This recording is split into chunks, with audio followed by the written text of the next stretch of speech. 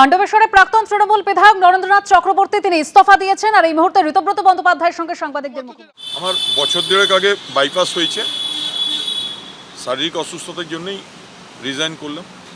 আর আমরা সবাই একটা জায়গায় একজোট হচ্ছি, দেখা যাক কি করা যায়। কোথায় একজোট হচ্ছে?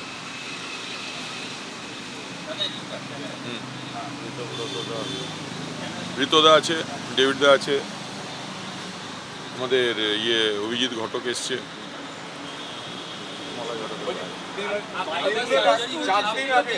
রাজনৈতিক কর্মী, আপনি তো নরেন্দ্র পুরোদস্তুর রাজনৈতিক কর্মী, এর আগেও দীর্ঘদিন জেলা সামলেছেন, আজকে সরে যেতে হলোটা কেন? দেখুন, জেলাতে প্রায় 476 জন গ্রেপ্তারি পরোয়ানা হয়েছে, অ্যারেস্ট হয়েছে, ঘর ছাড়া আছে, কেউ পাশে নেই,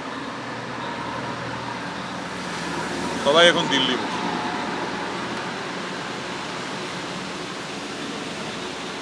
কর্মীদেরকে কি জবাব দেব? আর তাছাড়া শরীরও পারমিট করছিল না।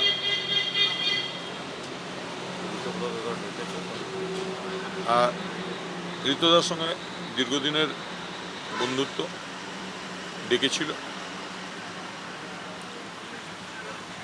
এসেছি। আপনাকে কি জানিয়ে দায়িত্ব দেওয়া হয়েছিল? এই যে নতুন দায়িত্বটা দেওয়া হয়েছিল, আপনি সভাপতি ছিলেন, আবার সভাপতি করা হয়েছিল, এটা কি আপনাকে জানিয়ে দেওয়া হয়েছিল? হ্যাঁ, সোশ্যাল মিডিয়া দেখেছি, জানানি পার্টি থেকে? ফেসবুকে দেওয়া হয়েছিল, আপনাকে দেখেছি। জানায়নি? ওটাই তো জানানো, না, ফেসবুকে না। আগে থেকে বলেন। দল থেকে জানাইনি? আপনি কি আগামী দিনে ঋতব্রত বন্দ্যোপাধ্যায়ের সঙ্গে একসঙ্গে রাজনীতি করবেন? একসাথে অবশ্যই 100 বার দেখা যাক। একসঙ্গে আছি তো, একসঙ্গে ট্রেড ইউনিয়ন করেছি। আপনি জেলা সভাপতি পদ ছেড়েছেন, তৃণমূলে কি থাকবেন? মানে মমতা বন্দ্যোপাধ্যায়ের তৃণমূলে থাকবেন? কালীঘাট তৃণমূলে থাকবেন? তৃণমূলেই তো আছি।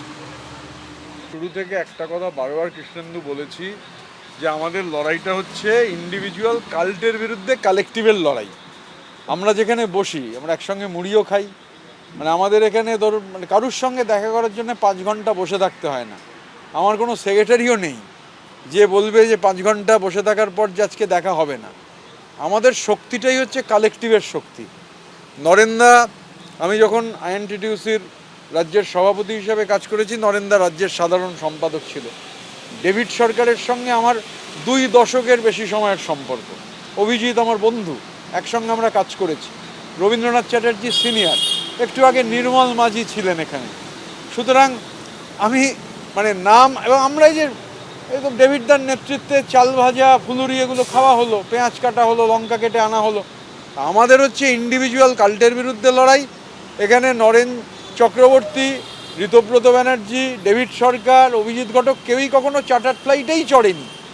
তো আমাদের হচ্ছে চার্টার্ড ফ্লাইট বিরোধী যে লড়াই, সেই কালেকটিভ লড়াইয়ে আমরা আছি, আমরা থাকব, এবং আমরা সবাই মিলিতভাবেই গোটা লড়াইটাকে এগিয়ে নিয়ে যাব।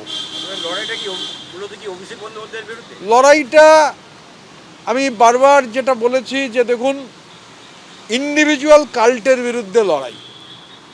মানে যদি ধরুন প্রয়োজন হয়, নরেন্দা, ডেভিডদা, আমি, অভিজিৎ, আরও অনেকে যারা আমরা আজকে ছিলাম সবাই, আমাদের যদি দিল্লি যেতে হয়, আমি তো এখন আর এমপি নই, এরাও XMLA, আমরা নর্মাল ফ্লাইটের ইকোনমিতেই যাব, আমরা চার্টার্ড ফ্লাইটে যাব না। মানে 4 কোটি টাকা খরচা করে আমরা যাব না। আমাদের এটা লড়াই যে কলকাতা থেকে দিল্লি আর দিল্লি থেকে কলকাতা 4 কোটি টাকা পার্টির টাকা খরচা করা যাবে না। শুনলেন তো, 500-র কাছাকাছি কর্মী হচ্ছে আক্রান্ত, মামলা লড়ার খরচ নেই। আমি বাগনানের কেস জানি, রাজা সেন আমার সামনে সোনা বন্ধক দিয়ে মামলার খরচ মেটাচ্ছেন। একদিকে গ্রাউন্ড লেভেলের কর্মীরা এভাবে হচ্ছে লড়াই করবেন, আর চার্টার্ড ফ্লাইটের নামে কোটি কোটি টাকা ব্যয় করে হচ্ছে স্ট্যাটাস বাড়বে। স্ট্যাটাস নেই কিছু, স্ট্যাটাস স্ট্রিপড অফ। জোকারটাকে দেখলাম সঙ্গে, ওটাও নাকি চার্টার্ড ফ্লাইটে গেছে। ওগুলো পরের কথা। এখন যে ও নিয়ে বহুবার বলেছি, আজকেও বলেছি, এক কথা চর্বিত চর্বণ করলে লেবু কচলে যায়। যা বলার ক্যাটেগরিক্যালি বলেছি, এবং আমরা আবার বলছি ইন্ডিভিজুয়াল কাল্টের বিরুদ্ধে কালেকটিভের লড়াই। আর একটা বিখ্যাত কথা আছে, এল পুয়েবলো ইউনিদো জামা সেরা ভেন্সিডো, the people united shall always be victorious. ঐক্যবদ্ধ মানুষের পরাজয় নেই। আর এত মানুষ যেখানে মাসের চার্টার্ড ফ্লাইটে জায়গা হয় না, আমরা সব ম্যাঙ্গো পিপল। চার্টার্ড ফ্লাইটে ওই স্ট্রিপ্ট অফ ফলেন প্রিন্স আর তার কিছু ক্লাউনরা চড়ে। এবিপি আনন্দ, এগিয়ে থাকে, এগিয়ে রাখে।